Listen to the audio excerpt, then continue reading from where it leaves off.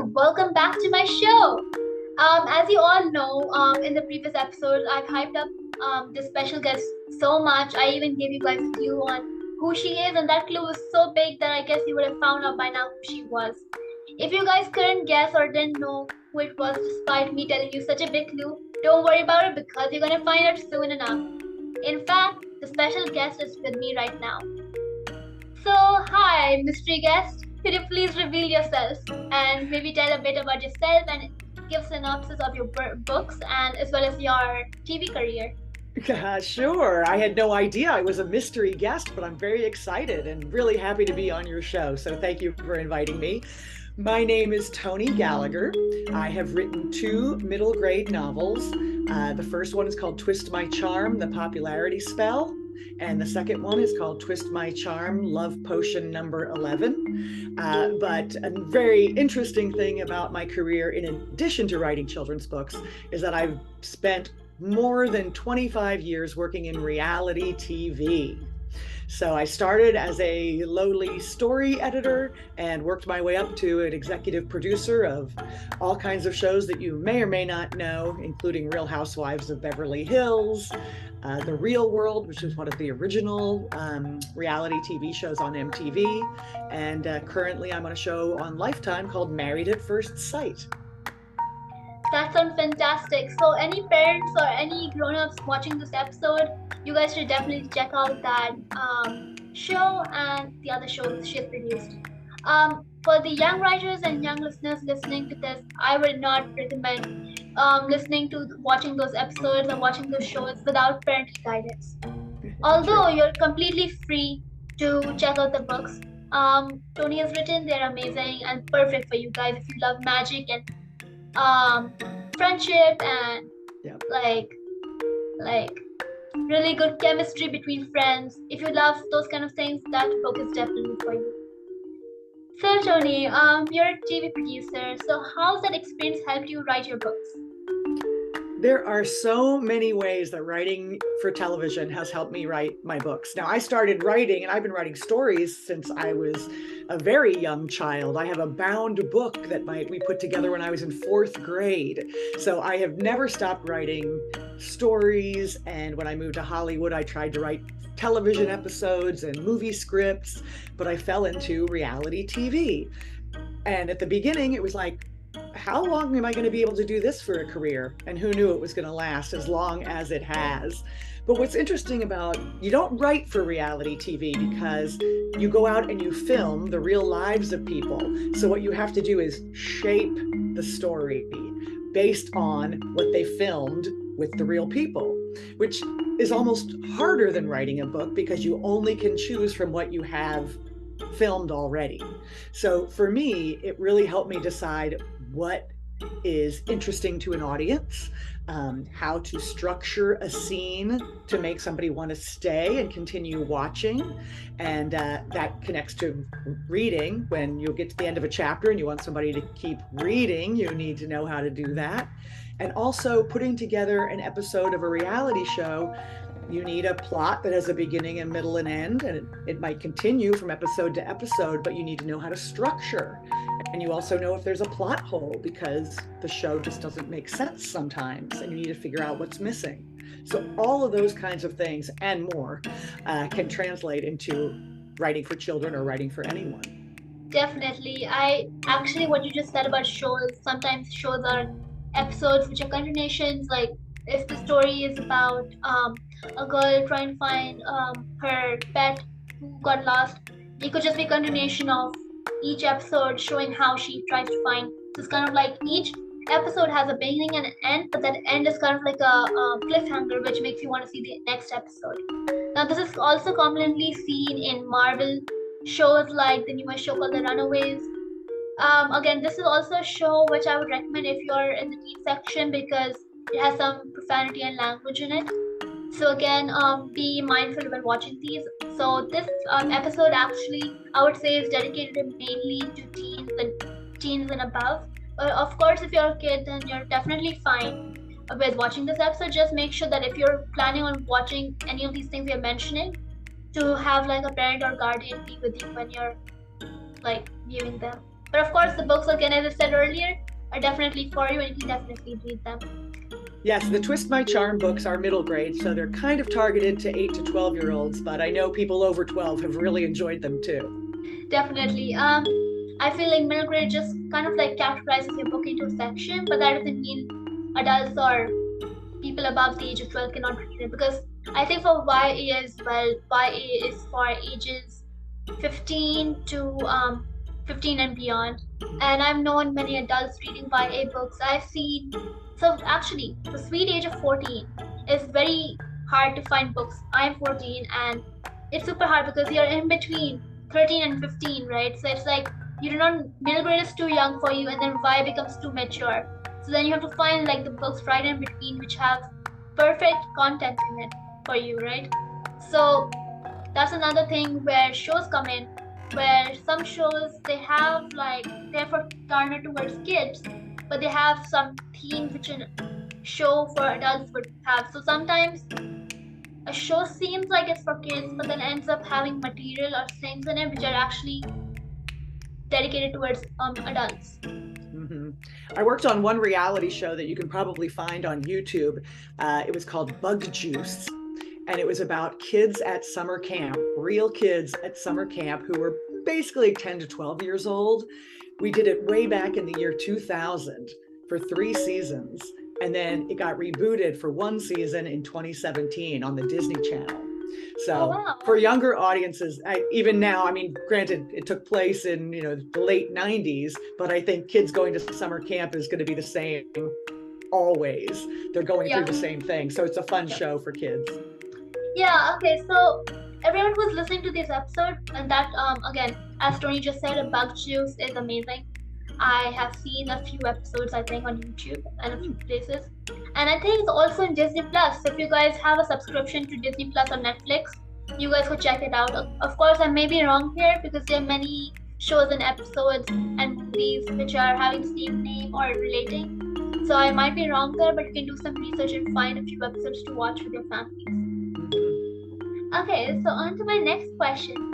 I know you've been talking a lot about what shows you produced and all of that stuff. So what would be one of the shows you enjoyed most while working on it, and what did you like about it? Oh, it's funny that I just mentioned Bug Juice because that really was one of my favorites. These were real kids. They weren't trying to become famous and rich or anything like that. They were just living their lives. The producers in the field, which is at the camp, never stopped down to tell the kids what to do. They just had to chase and run and follow whatever the kids did. And then it was very fun to try to figure out what stories to put in which episodes, because we had so many people in the cast, so many characters to choose from. So it was like, which story went with which other story, because it didn't have to be chronological and in order the way things happened.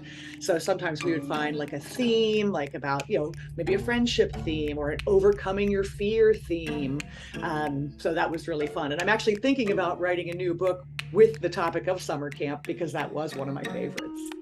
That sounds fantastic. So again, I really liked how you told me that like summer camp I think is like a main, like I think even movies now, shows, they're all revolving around summer camp. Like have you seen the show called Bunked? Yes, I've heard that's on Disney Channel too, isn't it? Yeah, Disney Channel, Disney Plus, yeah. And I don't think it's on Disney Plus, but I think it's on Netflix. But even then, like it also actually depends. This brings me to my next point, which is that for a story, be it a book you're writing or a show you're writing, you have like this main thing where you have to make sure your audience or your readers staying intact and still watching, not fast forwarding through the episode or through the story. Because sometimes, like in Bunk, any Bunk followers here, if you love Bunk through season 5, I respect you all. And if you are the kind of person who's sensitive towards what other people say about your favorite shows, then I would tell you guys to fast forward a little bit because you do not want to hear what I'm saying right now. I'm not saying anything bad, but just my own opinions, which is that Bunked was amazing. It was an amazing summer camp show with a lot of drama, friendship, all of those themes explored. But then at some point, after season 3, once the main characters left, most of the main characters left, and things started changing and started losing its spark. And then 4th season came, 5th season came, and now they're thinking, we're making season 6 and introducing more characters. Now, when it comes to that, the story loses its spark because the people you love the most, the characters you are so in touch with, are gone. And then you start thinking that this is not really the original Bunk you thought it would be, right? It could just not be for Bunk, it could be for any story, right? Oh, for sure. And actually, the third Twist My Charm book, if I were to write one, I thought about setting that at summer camp. And a friend of mine said, your readers will probably miss her school friends if you set a whole new story with the same character at camp. So that's a very smart thing that you noticed for that show. Yes, definitely. I think that it's a common mistake sometimes which happens to you as a writer or as a screenwriter. The main problem is sometimes that we get so engaged in writing stories, we forget that it has to connect. Something that readers can connect, audience can connect with. Because again, you can write a million books, but only if your books are connecting or in somewhat similar or giving you the same. Like if you're a fantasy writer and then you suddenly start writing a horror book, no one's going to really understand what's going on unless you are briefly telling that you're a fantasy and horror writer. If your bio says that you're a fantasy writer and out of nowhere your horror book appears and a child is looking and I was like, oh my goodness, this author I love so much is into murder and things like that. It'll be so sad for them because they have expected so many like fantasy books under their favorite author's belt and then realize she also writes horror. What is going on? Right? Well, they do not want to spook a little reader. On the opposite side of that, I think it's also kind of, we should let authors try new things and explore new terrain. But if they're not good at it, that's when it's disappointing, right? Definitely. Or if it's like not marketed correctly and you think you're going to read one type of book and it turns out to be another type of book. But I can promise you're not going to see any murders or really any horror in any of my books. Yeah, because again, as you just said, writers should feel free to experiment. Make sure to experiment. Like try writing a few books in that genre. Like if you're deciding, this is actually a great tip for everyone out there listening.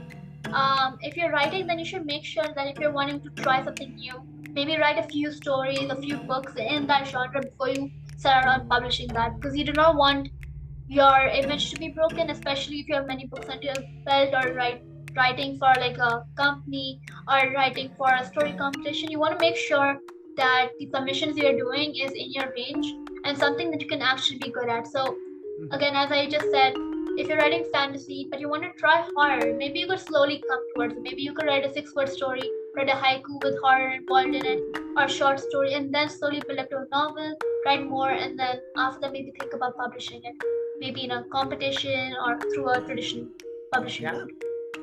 Good advice.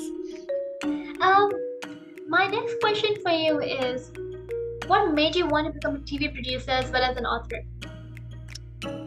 I think it's been just that my whole life I've loved telling stories and I've loved seeing things around me and just recording them in any way, shape, or form.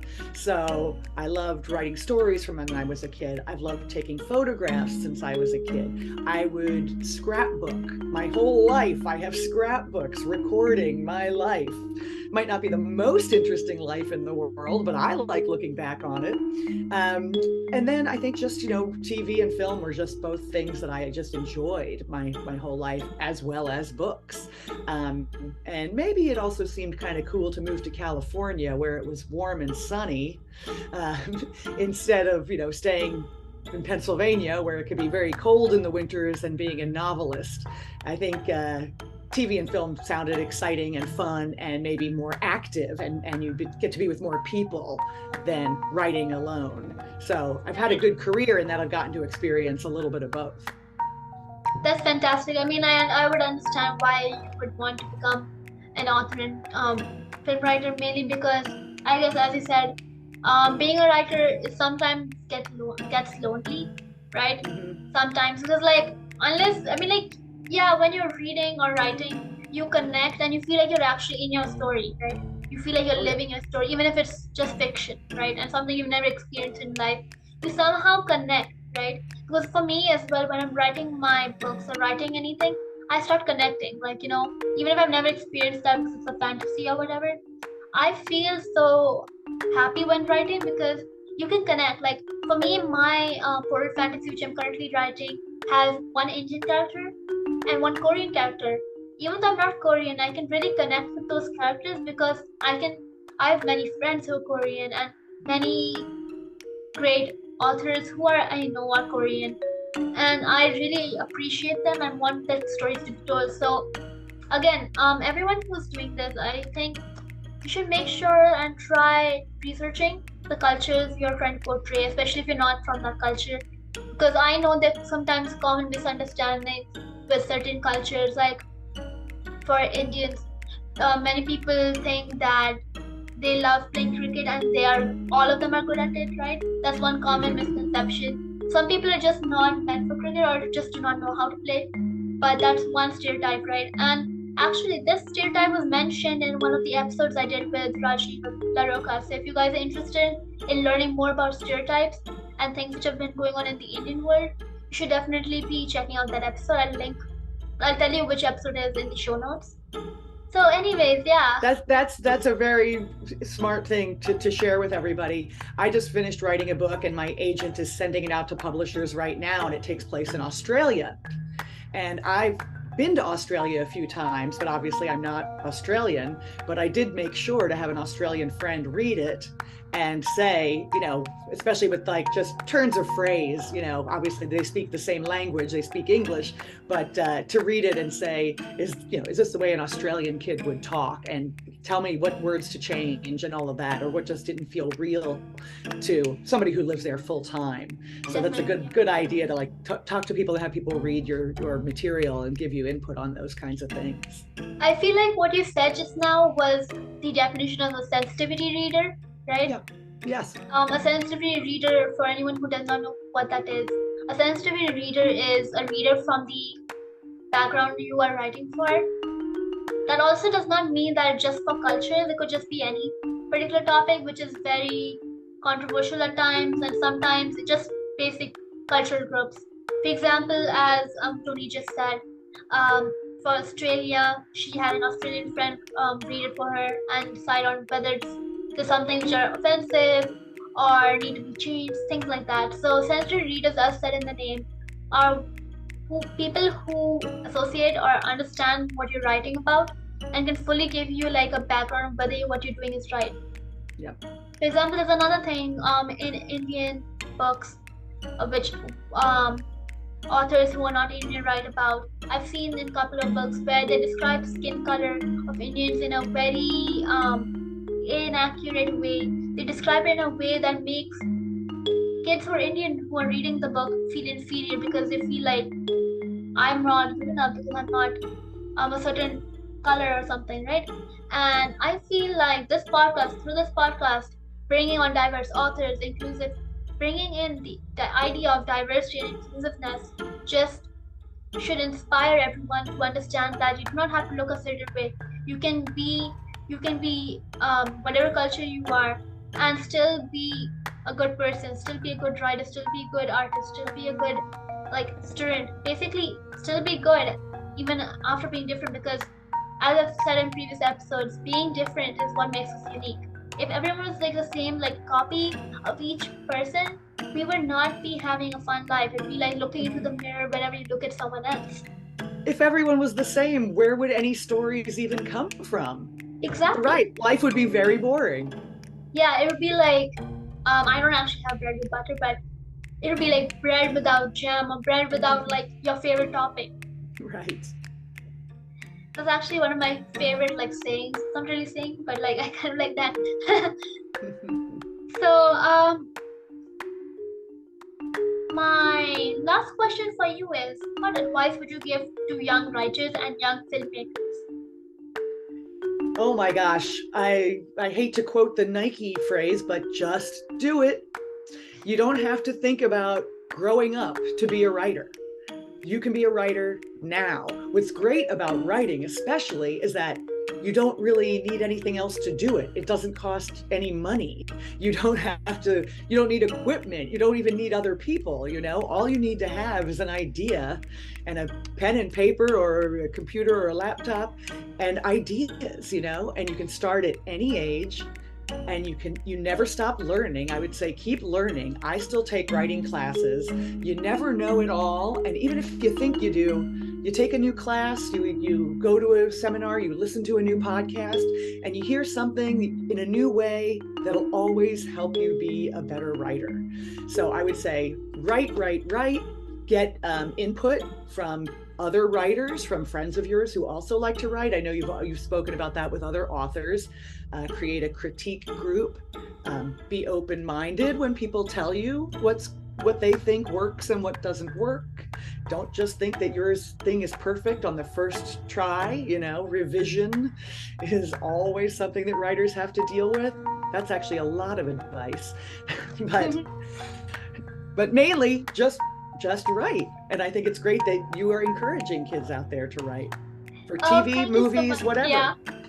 Yeah, actually, that's amazing advice. I think that's the words that every young writer wants to hear, and inspires them to understand that you just need to write. Just writing makes you a writer.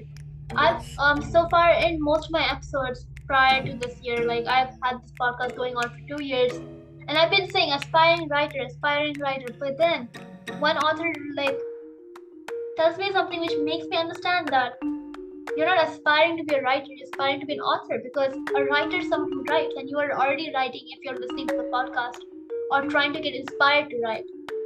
Correct. And if you want to be published, I love this has started recently, I think. Instead of I'm an unpublished writer or an unpublished author, I'm a pre-published author.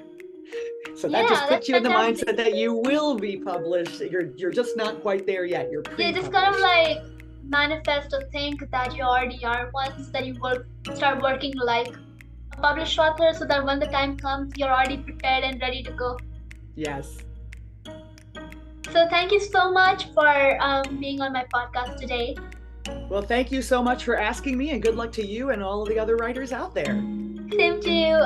So guys, that's the end of the episode. I hope you all enjoyed and loved our mystery guest, who, in case you didn't already understand, because her name was being used so much, her name was Toni Gallagher. I'll be putting her website into the show notes, and you guys can look at her shows. And if you decide to listen or watch any of her shows which are not meant for you guys, definitely keep a parent next to you. But otherwise, feel free to look around her website, find out more about her, whatever you need to. And I'll also be putting up the episode link for Rajni Laruka's episode. So yeah, have a great day, everyone. Keep reading and keep writing. Bye, guys.